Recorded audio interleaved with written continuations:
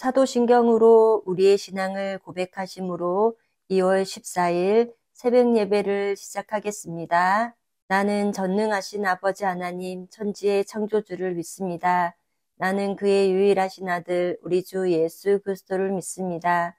그는 성령으로 잉태되어 동정녀 마리아에게서 나시고 본디오 빌라도에게 고난을 받아 십자가에 못 박혀 죽으시고 장사된 지 사흘 만에 죽은 자 가운데서 다시 살아나셨으며 하늘에 오르시어 전능하신 아버지 하나님 우편에 앉아 계시다가 거기로부터 살아있는 자와 죽은 자를 심판하러 오십니다.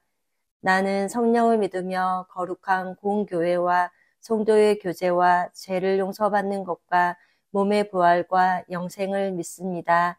아멘. 다 함께 찬송가 305장을 찬송하시겠습니다.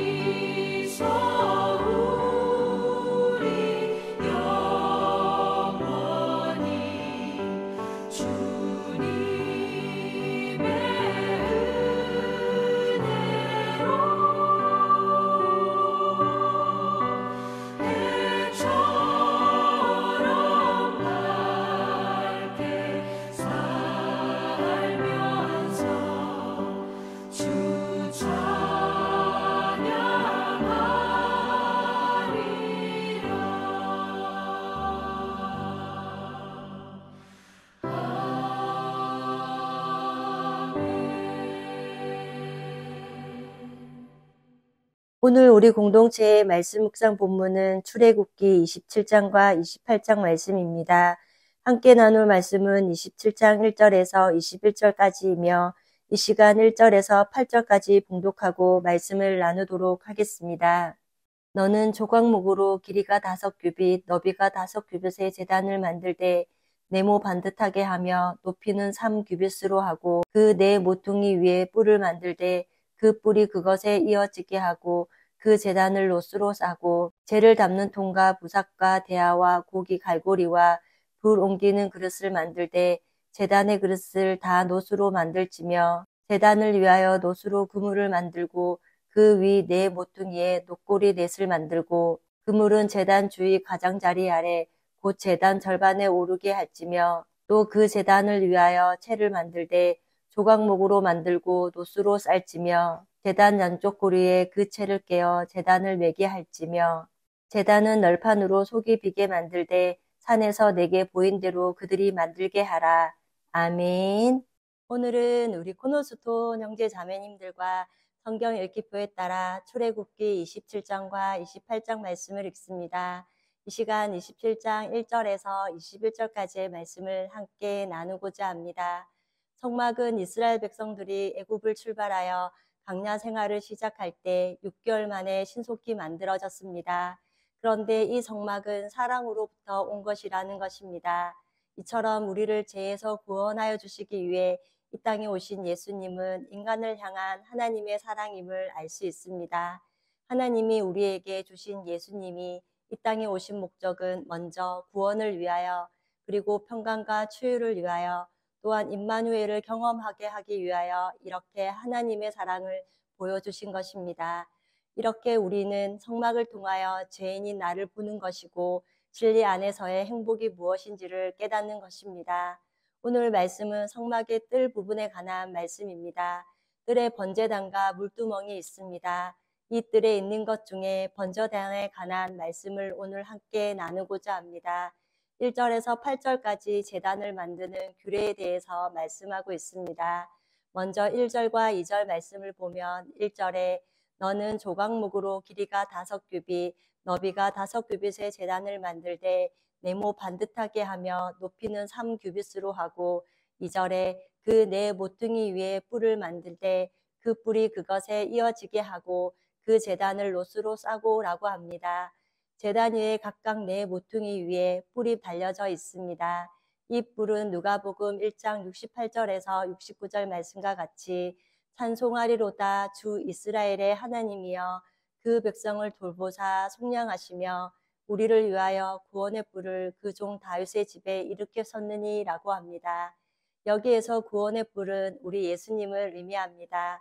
그리고 죽음의 위협 앞에 제단의 뿔을 잡으면 그 순간은 생명을 해하지 못했습니다. 그렇기에 처벌이 불가능합니다. 그리고 중요한 것은 잡고 있어야만 한다는 것입니다. 그 이유는 제단의 뿔에 속죄 제물의 피가 발려져 있기 때문입니다. 열왕기상 1장 50절 말씀을 보면 다윗의 네 번째 아들인 아도니아도 자신의 생명이 위태로워지자 제단 뿔을 잡고 목숨을 구걸했습니다. 이처럼 죄를 지었을 때 제단 뿔을 잡으면 사는 방법이 있었습니다. 또한 이것은 회개할 기회를 준다는 것입니다. 이것은 우리에게도 예수 그리스도를 의지하며 십자가를 붙들고 살라는 것을 말씀합니다. 그리고 3절에 재를 담는 통과 부삭과 대야와 고기 갈고리와 불 옮기는 그릇을 만들되 제단의 그릇을 다 놋으로 만들지며 라고 합니다. 이제 제단의 틀이 만들어지면 뿔과 함께 제단 안팎을 놋으로 입히게 됩니다. 기타 번제단에 쓰이는 기구들은 부삭과 재를 담는 통, 그리고 대야와 고기 갈고리와 불을 옮기는 그릇과 고기를 옮기는 그릇이 있습니다. 여기에서 놋은 고난을 말합니다. 그리고 부삽의 역할은 은혜의 불이 잘 타도록 하는 것입니다. 그리고 죄를 담는 통은 여기에 뚜껑이 있었습니다. 우리 예수님께서 모든 사람의 죄를 몸속에 집어넣으신 것입니다. 그 다음 대야는 예수님의 생명을 옮겨야 한다는 것을 말합니다. 그 다음 고기 갈고리는 은혜에 빠져나가는 사람들을 당겨야 한다는 것입니다. 또 불을 옮기는 그릇의 의미는 예수님께서 계속 기도하셨다는 것을 말합니다. 구원 사역을 이룰 수 있도록 불을 옮기신 것입니다. 그 다음 4절에서 7절까지의 말씀을 보면 4절에 제단을 위하여 놋으로 그물을 만들고 그 위 네 모퉁이에 놋고리 넷을 만들고 5절에 그물은 제단 주위 가장자리 아래 곧 제단 절반에 오르게 할지며 6절에 또 그 제단을 위하여 채를 만들되 조각목으로 만들고 놋으로 살찌며 7절에는 제단 양쪽 고리에 그 채를 깨어 제단을 매게 할지며 라고 합니다. 이 말씀은 번제단을 메고 다녀라는 것입니다. 이것은 구원받기 위하여 마땅히 져야 할 십자가를 기쁨으로 지라는 것을 의미합니다. 번제단은 짐승을 잡고 태우는 곳으로 먼저 양을 북쪽에서 죽였습니다. 그럴 때 죄의 용서함을 받았다는 좋은 소식이 전해집니다. 양은 죄가 무엇인지 모릅니다. 그런데 죄인이 되어 왜 죽는지도 모르고 피 흘리며 죽었습니다. 이처럼 죄인인 우리에게도 죄를 처리할 방법이 있다는 것이 은혜입니다. 그리고 우리에게 굿뉴스는 내가 용서받았다는 것입니다. 이렇게 번제단에서 일어난 일은 첫째, 요한복음 1장 12절 말씀과 같이 영접하는 자, 곧 그 이름을 믿는 자들에게는 하나님의 자녀가 되는 권세를 주셨으니 라고 합니다. 이것은 원수의 자녀에서 하나님의 자녀가 되는 영적 신분의 변화가 일어났다는 것입니다. 둘째는 로마서 5장 10절 말씀에 곧 우리가 원수 되었을 때에 그의 아들의 죽으심으로 말미암아 하나님과 화목하게 되었은즉 화목하게 된 자로서는 더욱 그의 살아나심으로 말미암아 구원을 받을 것이니라 라고 합니다. 즉 죄로 인해 하나님과 원수된 우리가 하나님과 화목게 되는 관계의 변화가 일어났다는 것입니다. 그 다음 셋째로는 로마서 3장 24절에 그리스도 예수 안에 있는 속량으로 말미암아 하나님의 은혜로 값없이 의롭다 하심을 얻은 자 되었느니라 라고 합니다. 이 말씀과 같이 죄인에서 의인이 되는 본질적인 변화가 일어났다는 것입니다. 네 번째는 요한복음 5장 24절에 내가 진실로 진실로 너희에게 이르노니 내 말을 듣고 또 나 보내신 이를 믿는 자는 영생을 얻었고 심판에 이르지 아니하나니 사망에서 생명으로 옮겼느니라 라고 합니다. 이처럼 번제단에서 일어난 일은 사망에서 생명으로 옮겨짐으로 우리의 미래가 변화되었다는 것입니다. 이렇게 말씀을 통해 진정한 번제단의 의미와 체험이 있을 때 우리의 마음에 기쁨이 있는 줄 믿습니다. 그리고 성막들에서는 죄를 처리한 후 기쁨과 감사를 느끼는 장소입니다.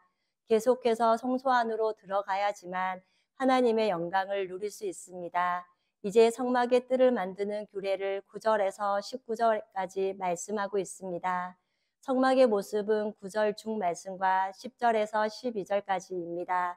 9절에 세마포 휘장을 쳐서 그 한쪽을 당하게 할지니 10절에 그 기둥이 수물이며 그 받침 수물은 노스로 하고 그 기둥의 갈고리와 가름대는 은으로 할지며 11절에 그 북쪽에도 너비가 100규빗의 포장을 치되 그 기둥이 수물이며 그 기둥의 받침 수물은 노스로 하고 그 기둥의 갈고리와 가름대는 은으로 할지며 12절에는 뜰의 옆 곧 서쪽에 너비 신규빗의 포장을 치되 그 기둥이 열이요 받침이 열이며 라고 합니다. 뜰은 가로 50m 100규빗이라고 되어 있으며 세로 25m의 50규빗의 크기로 이 뜰 둘레에 2.5 높이의 흰색 세마포 휘장을 치게 됩니다. 즉 울타리를 치는 것입니다. 백성들은 뜰 사면에 2.5m 간격마다 기둥을 세웠습니다. 그 기둥은 높받침으로 지지하였고 기둥과 기둥 사이에는 가름대라고 하는 막대기로 연결했습니다. 그리고 갈고리를 만들어서 기둥과 세마포 의장과 연결을 합니다. 뜰의 동쪽 그러니까 성막들로 들어가는 입구에는 신규빗 약 10m 너비의 문을 만들었습니다. 로마서 10장 13절에 누구든지 주의 이름을 부르는 자는 구원을 받으리라 라고 하셨습니다. 이 성막문으로 누구라도 남자나 여자나 어떤 죄인이라도 들어갈 수 있습니다. 성막 밖은 사망을 말하며 성막 안은 문을 열고 들어오면 생명을 얻는 것입니다. 그런데 이 문은 유일하게 하나라는 것입니다. 사도행전 4장 12절에 다른 이로서는 구원을 받을 수 없나니 천하 사람 중에 구원을 받을 만한 다른 이름을 우리에게 주신 일이 없음이라 하였더라 라고 하셨습니다. 이처럼 구원을 받을 수 있는 방법은 즉 하나님께 갈 수 있는 방법은 말씀에 기록된 대로 오직 예수 그리스도밖에 없는 줄 믿습니다. 이처럼 우리는 예수 그리스도를 통한 구원의 문이 하나인 것을 감사하며 그저 이것이 놀라운 은혜임을 고백할 수 있기를 원합니다. 그 다음 출애굽기 27장 16절 말씀을 보면 뜰 문을 위하여 청색, 자색, 홍색 실과 가늘게 꼰 배실로 수놓아 짠 20규빗의 휘장이 있게 할지니 그 기둥이 넷이요 받침이 넷이며 라고 합니다. 여기에서 청색, 자색, 홍색 실과 가늘게 꼰 배실로 수놓아 만드는데 청색은 생명이신 예수님을 말하며 자색은 왕이신 예수님 그리고 홍색은 고난의 예수님 배실은 거룩하신 예수님을 의미합니다. 그렇게 감동의 문을 열고 들어오라는 것입니다. 그런데 누구에게나 열린 이 문이 닫힐 때가 있다는 것을 기억해야 합니다. 고린도후서 6장 2절 하에 보면 보라 지금은 은혜 받을 만한 때요 보라 지금은 구원의 날이로다 라고 하신 말씀과 같이 아직 이 문이 닫히지 않은 때에 이 문을 통해 사랑하는 가족과 주변의 사람들이 들어올 수 있도록 때를 얻든지 얻지 못하든지 구원의 복음을 전해야 할 줄 압니다. 그리고 9절 상 말씀에 보면 너는 성막의 뜰을 만들지니 라고 하셨습니다. 10절에서 13절까지의 말씀을 보면 10절에 남쪽, 11절에 북쪽, 12절에 서쪽, 13절에 동쪽 사면의 성막들을 만들었습니다.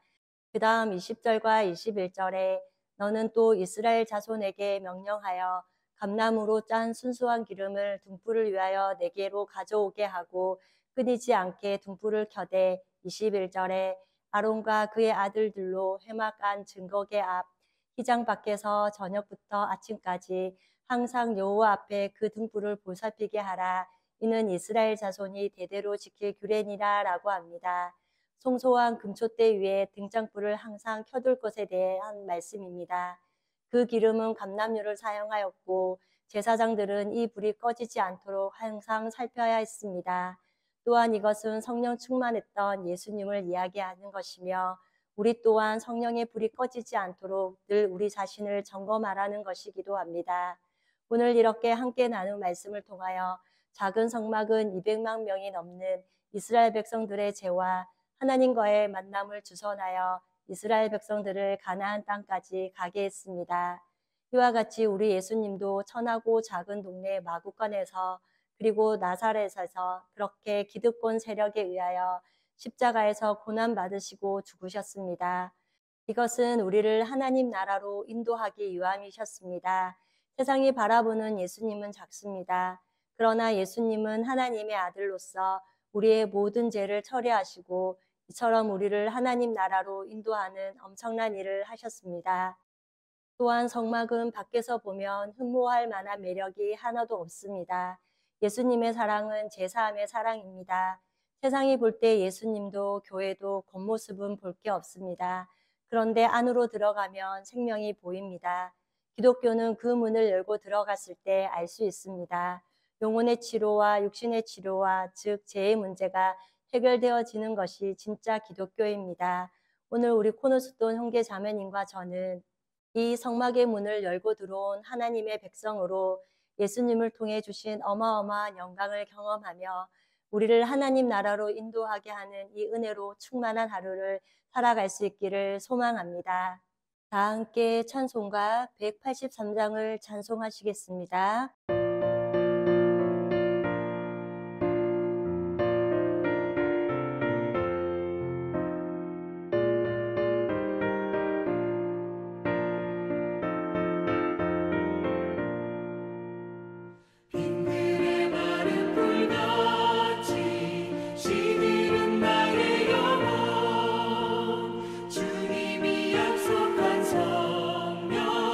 완전히 기다리네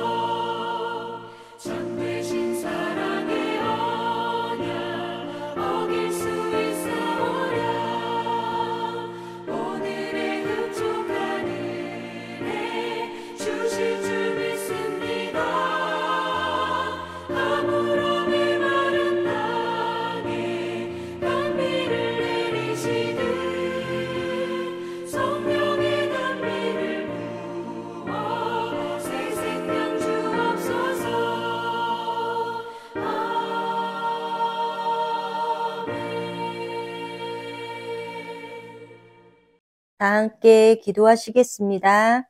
사랑의 하나님, 하나님의 은혜와 사랑을 진심으로 감사드립니다. 오늘 출애굽기 27장 말씀을 통해 성막의 문과 번제단에 대한 말씀을 보았습니다.